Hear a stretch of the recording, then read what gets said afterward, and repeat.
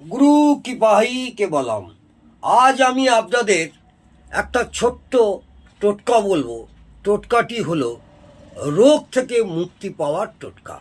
দীর্ঘদিন ধরে টুকটাক অসুখে ভুগছেন বা ডাক্তারও দেখাচ্ছেন, তাতে কোনো সুরাহা হচ্ছে না।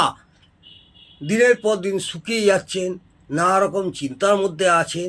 সেই ক্ষেত্রে একটা ছোট্ট উপায় বলছি, মন দিয়ে শুনুন। একটা বাজার থেকে দেশি মুরগির ডিম নিয়ে আসবেন।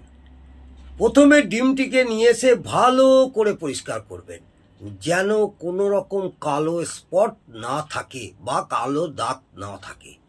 তারপর লাল একটি কলম নেবেন।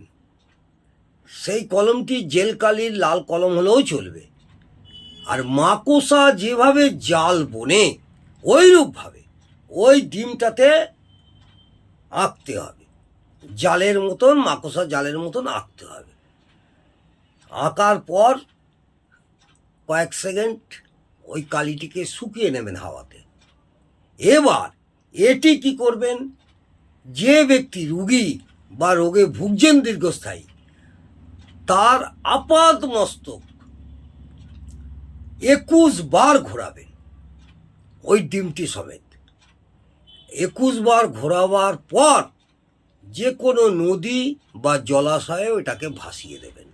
যদি কোনো কারণে জলাশয় বা নদী কাছাকাছি নেই, তাহলে কি করবেন, চৌরাস্তার মোড়ে ওটা দাঁড়িয়ে এক জায়গায় ওটা রেখে দিয়ে আসবেন।